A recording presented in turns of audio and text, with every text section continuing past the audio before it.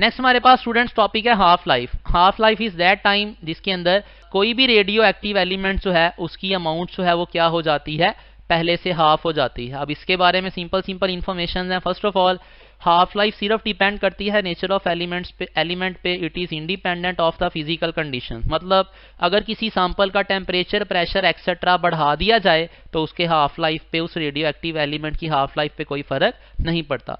Next information है हमारे पास complete life of any radioactive element. Student याद रखिएगा, कंप्लीट लाइफ किसी भी रेडियो एक्टिव एलिमेंट की इन्फिनिट होती है। इसका मतलब है कोई भी एलिमेंट कंप्लीटली कभी भी डिके नहीं करता। नेक्स्ट हमारे पास इंफॉर्मेशन है single atom of radioactive element takes infinite time to decay.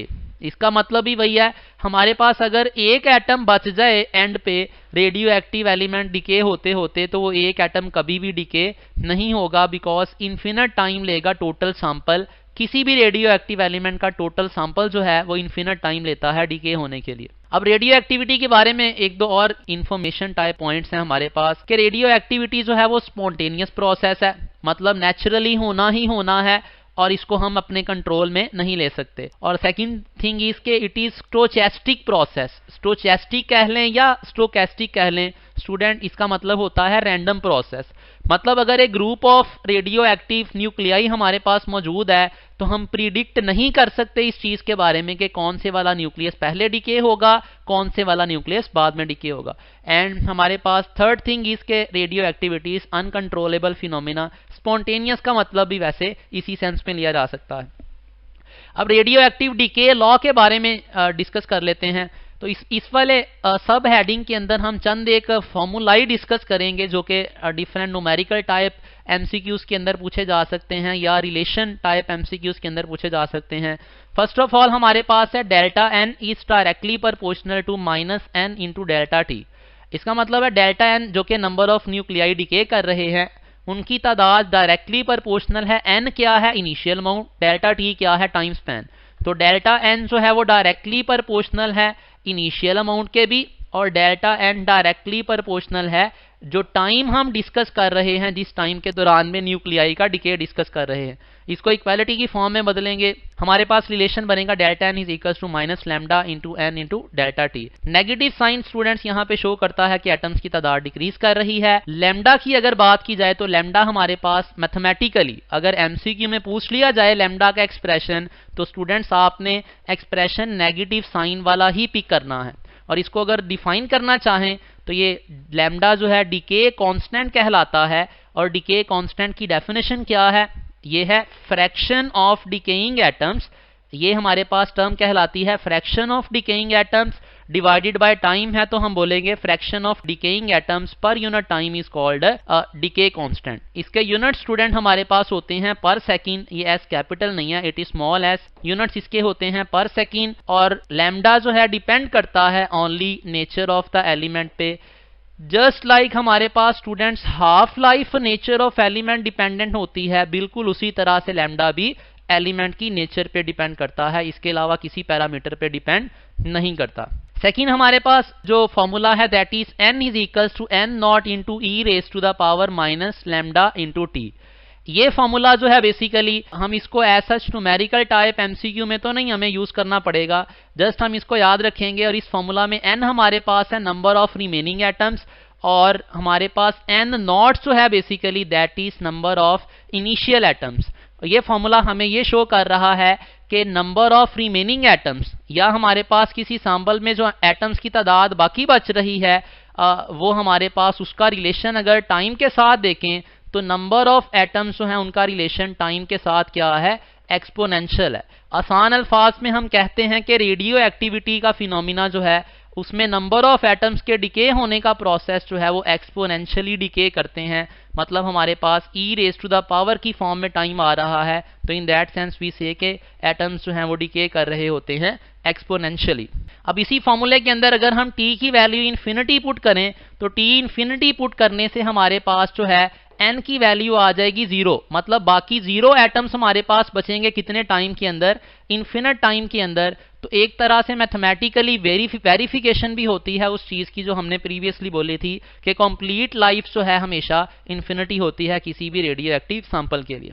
Next term हमारे पास स्टूडेंट्स है एक्टिविटी की। एक्टिविटी जो है बोला जाता है नंबर ऑफ डिसइंटीग्रेशंस या number of decaying nuclei per second. इस वाली टर्म को हम नाम देते हैं activity of a radioactive sample, और इसको ए से हम रिप्रेजेंट किया करेंगे by formula it is equals to lambda into N not. N not हमारे पास जो है क्या होगा, इनिशियल नंबर ऑफ एटम्स, और लैम्डा क्या है, it is decay constant. This is important formula, इससे रिलेटेड भी हमें न्यूमेरिकल टाइप एमसीक्यू सॉल्व करना पड़ सकते हैं। अब यहाँ पे अगर हम एक्टिविटी के यूनिट्स की बात करें तो एक्टिविटी के यूनिट्स हमारे पास जो हैं एसआई यूनिट्स बेकोरल होते हैं, और हमारे पास नॉन एसआई यूनिट रदरफोर्ड और क्यूरी दोनों मौजूद हैं। इनका रिलेशन आपस में यहाँ पे लिख दिया गया है, और ये भी मेंशन कर दिया गया है कि क्यूरी जो है इन तीनों यूनिट्स में से सबसे बड़ा यूनिट है, रदरफोर्ड उससे छोटा, और बेकोरल जो कि एसआई यूनिट है वो सबसे छोटा यूनिट है। तो एक्टिविटी से रिलेटेड जो है वो एमसीक्यू टाइप की अभी प्रैक्टिस बाद में, इनफैक्ट सारे फॉर्मूला से रिलेटेड जो है एमसीक्यूज की प्रैक्टिस अभी हम करेंगे। नेक्स्ट हमारे पास जो है अगर हमें अनडिकेड एटम्स की तादाद पूछ ले after particular number of half life, तो स्टूडेंट्स उसका फॉर्मूला है एन। यहाँ पे क्या है, नंबर ऑफ अनडिकेड एटम्स जो एक particular number of half life के बाद हमारे पास मौजूद होंगे is equals to 1/2 raise to the power n। यहाँ पे n क्या है, नंबर ऑफ हाफ लाइफ, और n नॉट क्या है, नंबर ऑफ इनिशियल एटम्स। और सिमिलरली अगर हमें पूछ लिया जाए एमसीक्यू के अंदर कि नंबर ऑफ डिकेड एटम्स की तादाद, तो नंबर ऑफ डिकेड एटम्स की तादाद जो है that will be equals to n not जो कि इनिशियल अमाउंट है माइनस n जो कि बाकी बच रही है। अब इस n की जगह पे हम यही वाली वैल्यू पुट कर देंगे तो हमारे पास फाइनल सिंप्लीफाइड रिलेशन ये बनेगा। इस रिलेशन के अकॉर्डिंगली हम नंबर ऑफ डिकेड एटम्स की तादाद मालूम कर लिया करेंगे। अब अगर ग्राफिकली देखा जाए तो ये बेसिकली हमारे पास ये कहलाती है रेडियो एक्टिव डीके कर्व। तो इसमें हम देख सकते हैं कि इनिशियली अगर हमारे पास n नॉट एटम्स मौजूद हैं तो आफ्टर 1 हाफ लाइफ वो एटम्स की तादाद है रिमेनिंग एटम्स की या अनडिकेड एटम्स की वो पहले से आधी हो जाती है, दूसरी हाफ लाइफ के बाद मजीद हाफ एंड सो ऑन। इस चीज को हम टेबल में अगर समराइज करें तो टेबल के अंदर हमारे पास ये समरी मौजूद है, टाइम की वैल्यू दी हुई है, और उस टाइम के बाद जो है हमारे पास नंबर ऑफ अनडिकेड और डिकेड एटम्स की तादाद के पर्सपेक्टिव से भी हमारे पास यहाँ पे डाटा मौजूद है, परसेंटेज पर्सपेक्टिव से भी है। सिमिलरली यहाँ पे भी वो डाटा सारे का सारा मौजूद है।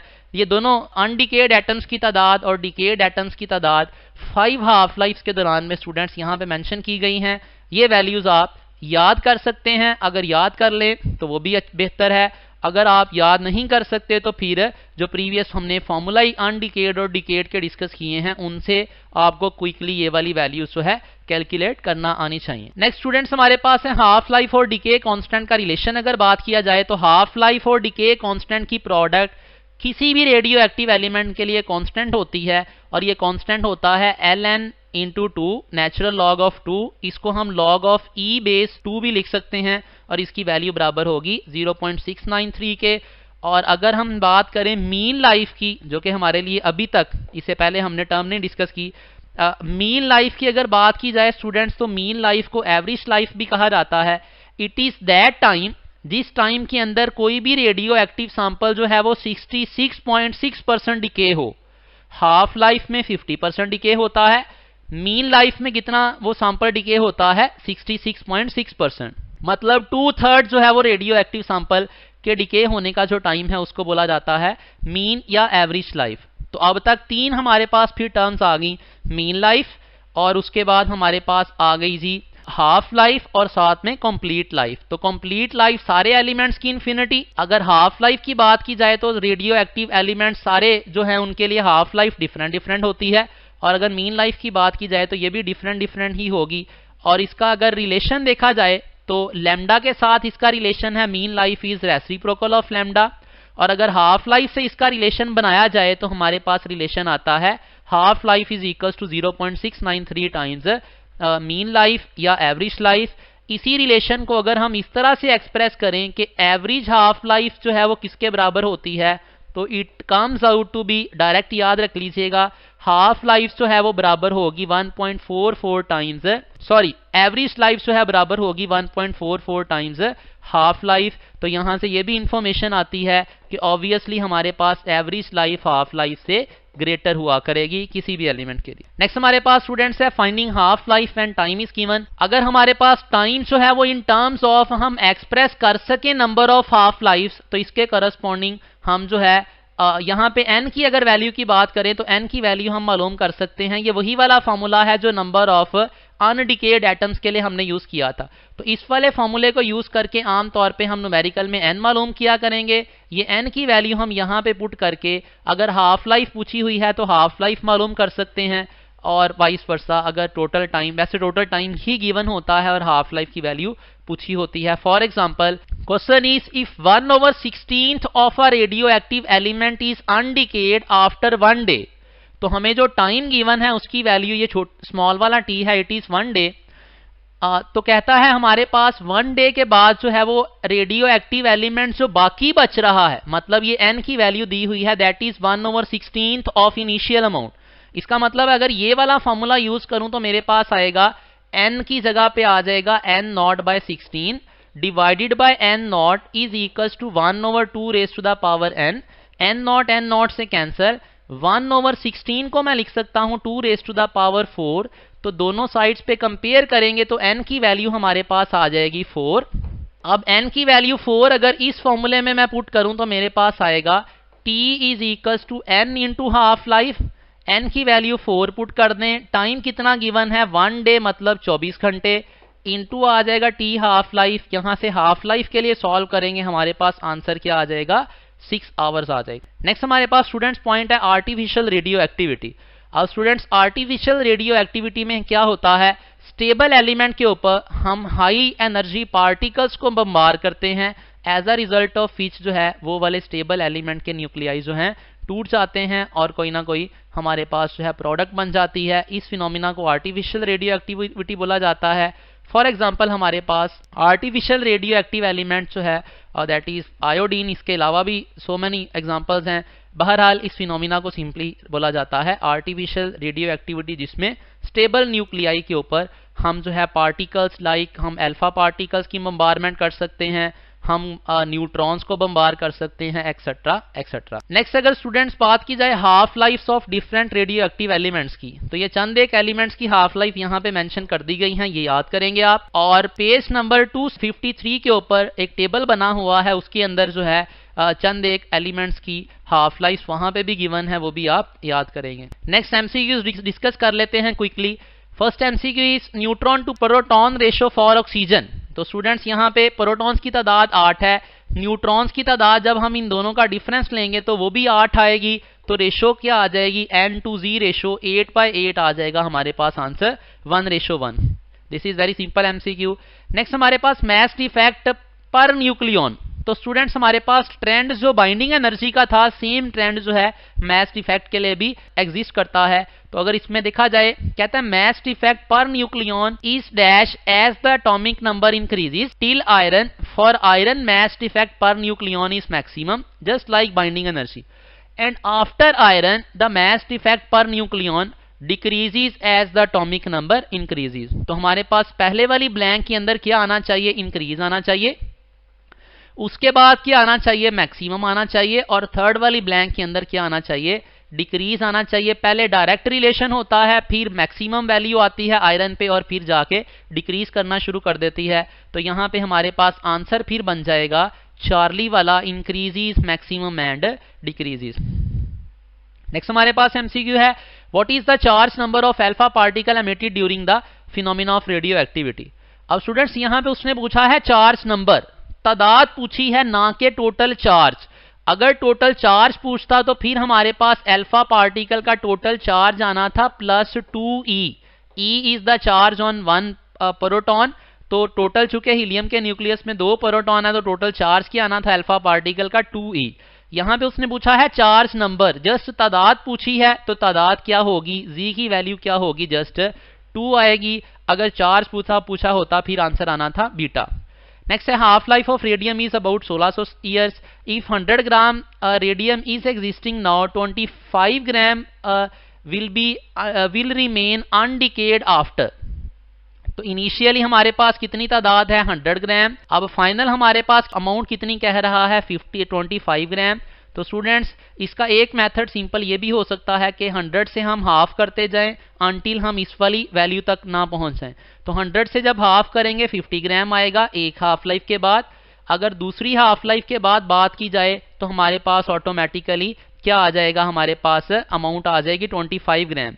इसका मतलब है अगर हाफ लाइफ की वैल्यू 1600 साल है तो 2 से मल्टीप्लाई करें तो अमाउंट क्या हो जाएगी 100 से कम होके 25 हो जाएगी। तो जब हाफ लाइफ को 1600 को 2 से ज़रब देंगे तो हमारे पास आंसर क्या आ जाएगा 3200 आ जाएगा। इसके अलावा आप वो जो फॉर्मूले हमने डिस्कस किए हैं उनसे भी सॉल्व कर सकते हैं। नेक्स्ट हमारे पास है the half life of a certain element is 7 day if the temperature pressure are double.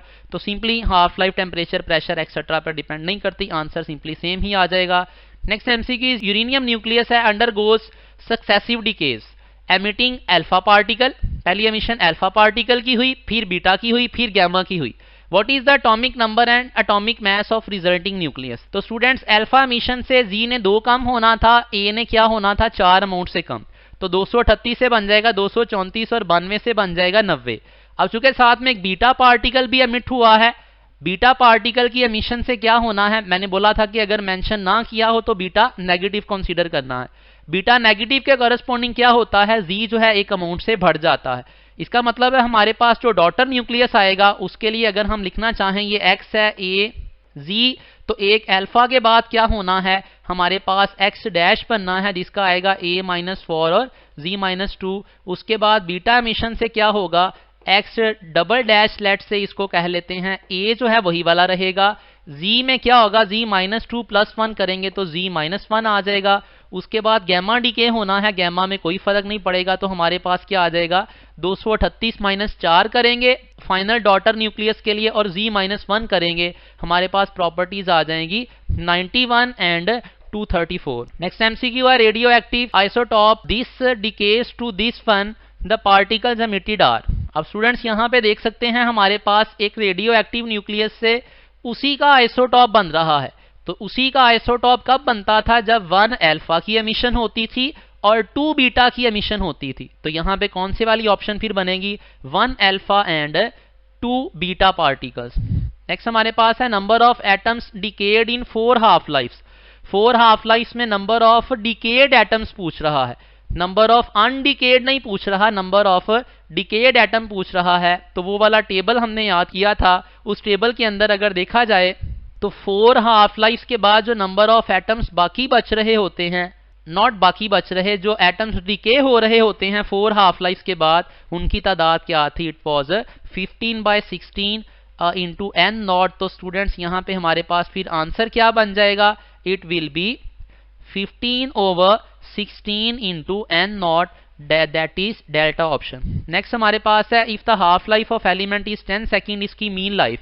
अब मीन लाइफ और हाफ लाइफ का रिलेशन हमने बनाया था, मीन लाइफ थी बराबर 1.44 multiplied by half life. Half life की वैल्यू 10 पुट करें, आंसर ऑटोमेटिकली 14.4 सेकेंड आ जाएगा।